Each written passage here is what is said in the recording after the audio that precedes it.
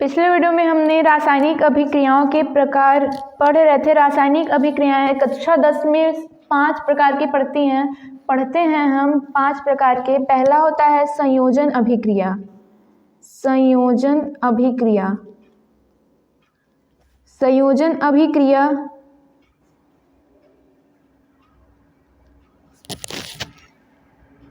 संयोजन अभिक्रियाएं वे अभिक्रियाएं होती हैं जिनमें दो या दो से अधिक अभिकारक मिलकर एक उत्पाद का निर्माण करते हैं, उन्हें संयोजन अभिक्रिया कहते हैं। जिनमें ऐसी अभिक्रियाएं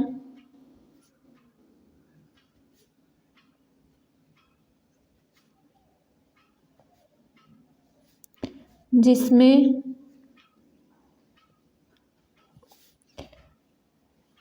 दो या दो से अधिक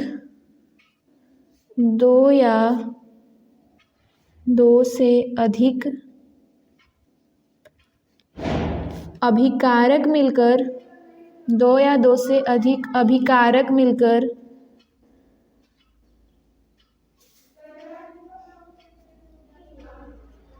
एक उत्पाद का निर्माण करते हैं। मिलकर एक उत्पाद का निर्माण करते हैं।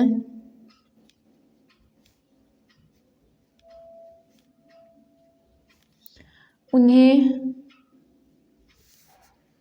संयोजन अभिक्रिया कहते हैं। संयोजन अभिक्रिया कहते हैं। संयोजन अभिक्रिया के उदाहरण में जैसे हम ले सकते हैं NH3 + HCl। NH3 एक अमोनिया गैस है जो क्षार होता है तथा HCl अम्ल है। HCl हाइड्रोक्लोरिक अम्ल एक प्रबल अम्ल है जो संयोग करके NH4Cl बनाता है। NH4Cl जो हमारे घरों में कपूर होते हैं उसी का सूत्र होता है। वैसे अमोनिया प्लस हाइड्रोक्लोरिक अम्ल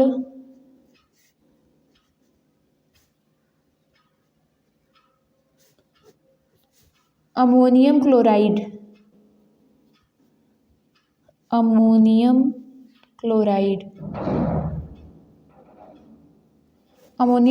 का दूसरा नाम होता है नौसादर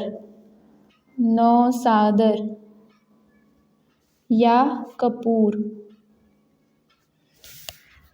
अगर इसका दूसरा उदाहरण जैसे कोयले का दहन। पहला उदाहरण कोयले का दहन मतलब कार्बन की ऑक्सीजन से क्रिया। दहन किसी चीज़ का दहन मतलब ऑक्सीजन से उसकी क्रिया कराते हैं। तो कोयले का दहन कराने पर कार्बन डाइऑक्साइड प्राप्त होता है। कार्बन डाइऑक्साइड जो एक गैस होती है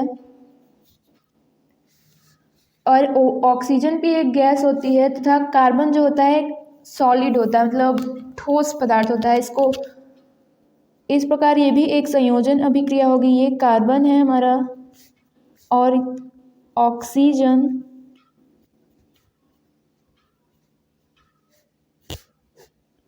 कार्बन डाइऑक्साइड।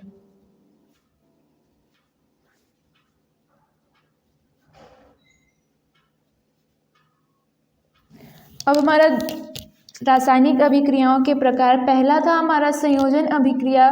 दूसरा होता है वियोजन अभिक्रिया। वियोजन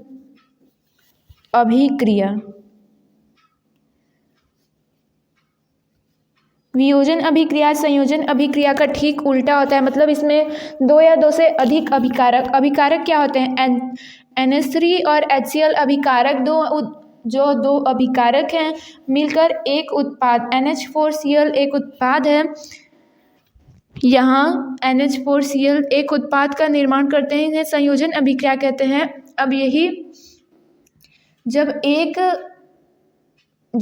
एक हमारा अभिकारक विभाजित होकर टूटकर वियोजित होकर दो छोटे छोटे पदार्थों में विभाजित हो जाता है तो उसे वियोजन अभिक्रिया कहते हैं, जिसमें एक अभिकारक टूटकर दो उत्पाद में वियोजित हो जाता है, उन्हें वियोजन अभिक्रियाएं कहते हैं। ऐसी अभिक्रिया जिसमें एक अभिकारक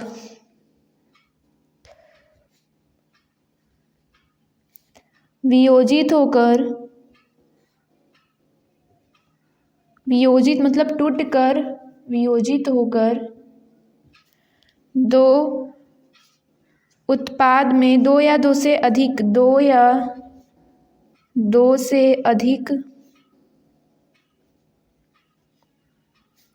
उत्पाद में परिवर्तित हो जाता है,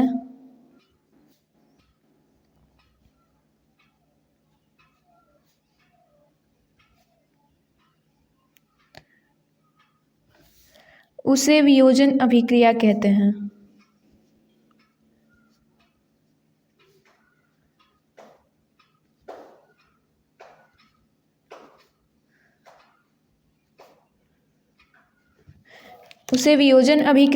हैं। इसमें उदाहरण के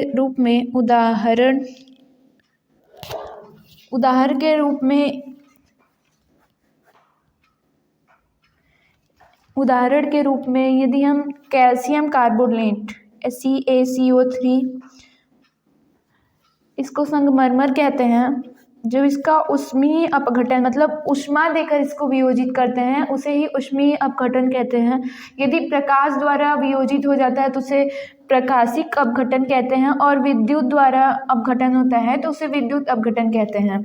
इसको ऊष्मीय अपघटन देने पर ये CaO प्लस CO2 गैस में परिवर्तित हो जाता है। CaO सॉलिड ये होता है calcium carbonate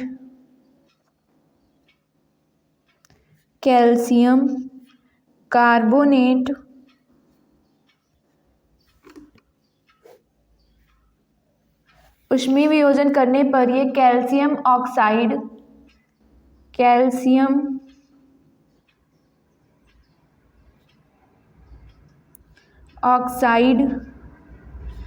plus carbon dioxide gas में परिवर्तित हो जाता है। कार्बन डाइऑक्साइड गैस में परिवर्तित हो जाता है।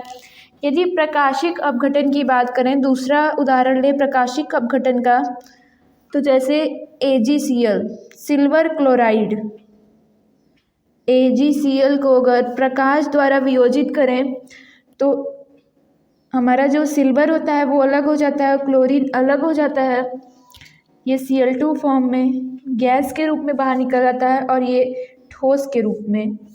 इस अभिक्रिया को अगर संतुलित करें तो संतुलित A यहाँ पे 2 हो जाएगा। ये सिल्वर क्लोराइड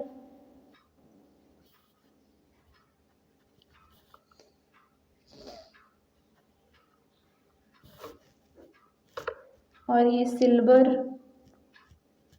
प्लस क्लोरीन। अब तीसरा उदाहरण हम विद्युत अपघटन का लेते हैं, जिसको विद्युत द्वारा वियोजित कर दिया जाता है, उसे विद्युत अपघटन कहते हैं। विद्युत द्वारा जैसे जल को H2O को लें, इसको अगर गर्म करें हम विद्युत दें तो विद्युत में ये H2 तथा O2 में परिवर्तित हो जाता है, जिसमें H2 जो होता है वो कैथोड में आता है और O2 एनोड में। ये हमारा जल है, हाइड्रोजन प्लस ऑक्सीजन।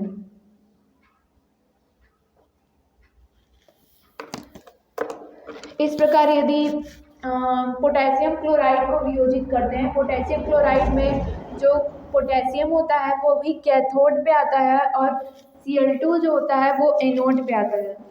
अब अगला हमारा अभिक्रिया का प्रकार होगा प्रतिस्थापन अभिक्रिया। तीसरा प्रतिस्थापन अभिक्रिया।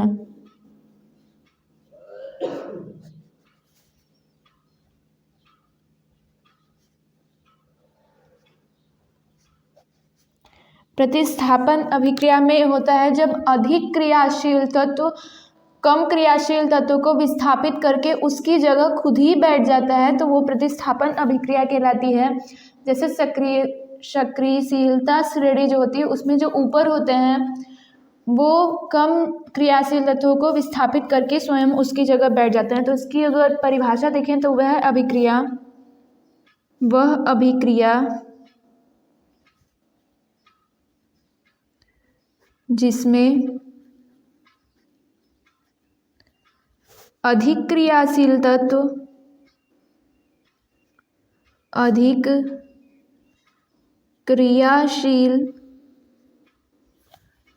तत्व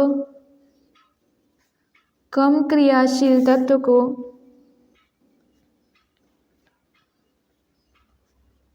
क्रियाशील मतलब दूसरे तत्वों से अभिक्रिया करने की क्षमता, कम क्रियाशील तत्व को उसके स्थान से विस्थापित कर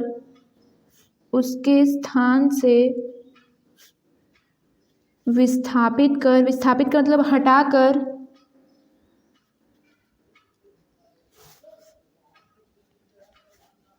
स्वयं वह स्थान ले ले, स्वयं उसके स्थान पे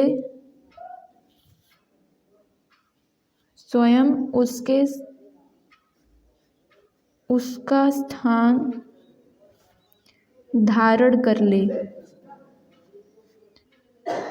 उसे प्रतिस्थापन अभिक्रिया कहते हैं।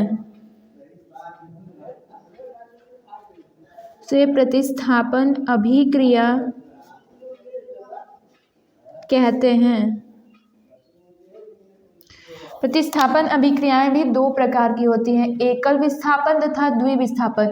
जिस अभिक्रिया में एक ही अधिक क्रियाशील तत्व कम क्रियाशील तत्व को विस्थापित करे वो एकल विस्थापन होता है, तथा द्विविस्थापन में दोनों तत्व अपने अपने स्थान को परिवर्तित कर देते हैं।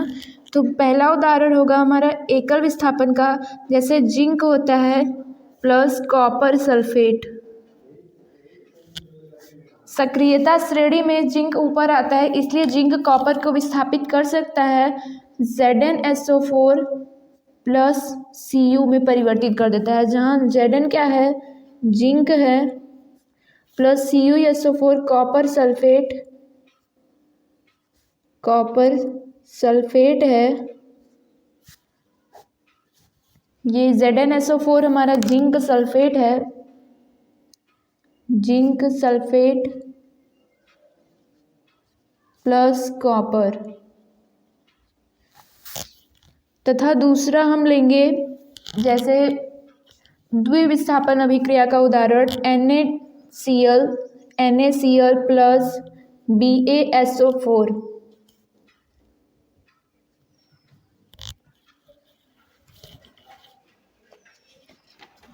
ये दोनों एक दूसरे को विस्थापित करके एक दूसरे का स्थान ले लेंगे, जब बनेगा हमारा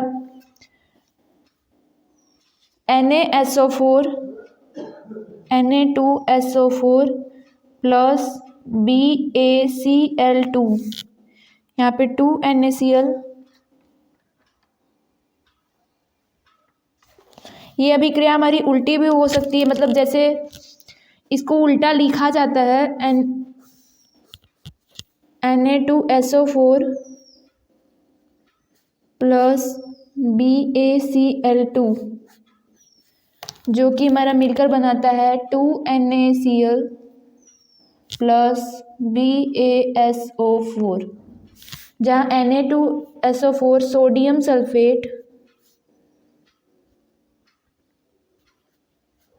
प्लस बेरियम क्लोराइड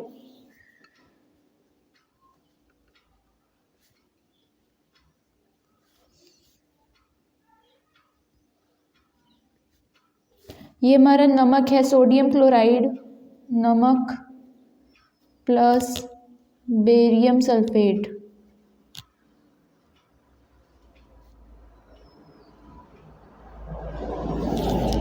इस प्रकार ये एक द्विविस्थापन अभिक्रिया होती है। अब तीसरी अभिक्रिया की प्रकार होती, चौथी ऊष्माक्षेपी ऊष्माक्षेपी अभिक्रिया, ये क्षेपी या ऊष्माशोषी।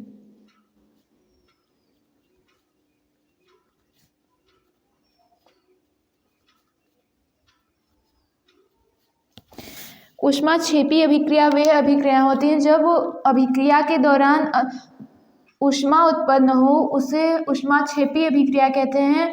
तथा जब अभिक्रिया के दौरान हमें ऊष्मा दी जाए तभी वो अभिक्रिया हो पाती है, और उस अभिक्रिया को हम ऊष्माशोषी अभिक्रिया कहते हैं। जैसे ऊष्माक्षेपी वह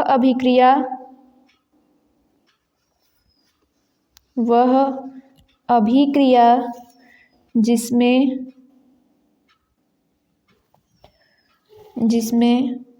ऊष्मा के साथ परिवर्तन हो, ऊष्मा के साथ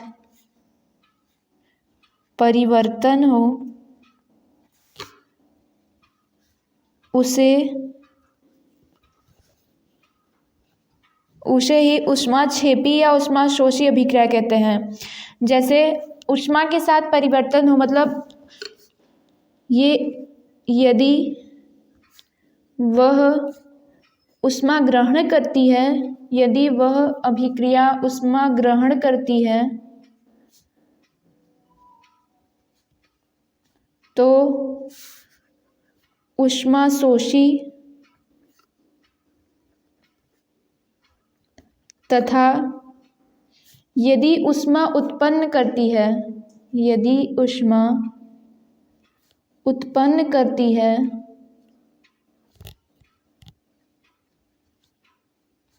तो उसे ऊष्माक्षेपी अभिक्रिया कहते हैं।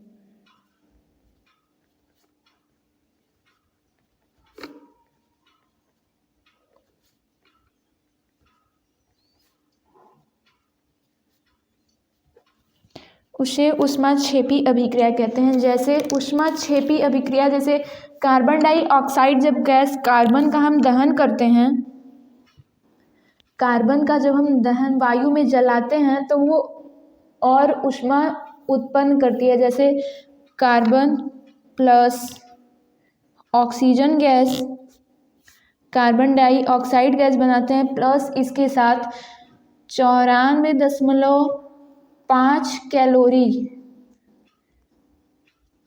कैलोरी ऊष्मा उत्पन्न होती है, किलो कैलोरी ऊष्मा उत्पन्न होती है। जहाँ ये कार्बन जो है, कार्बन का अपर रूप ग्रेफाइट होता है, ये ग्रेफाइट होता है, प्लस ऑक्सीजन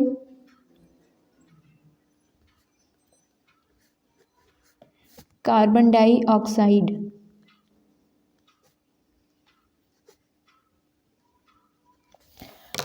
ये ऊष्माक्षेपी अभिक्रिया का उदाहरण है। दूसरा हम देखेंगे ऊष्माशोषी अभिक्रिया।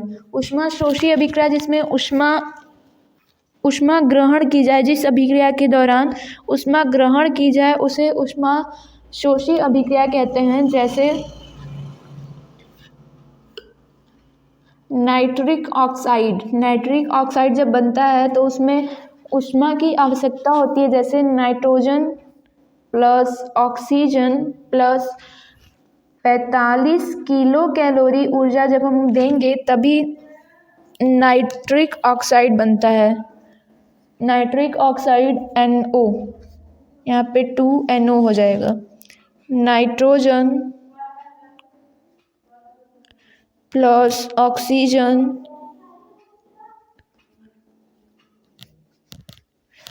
प्लस 45 किलो कैलोरी ऊर्जा,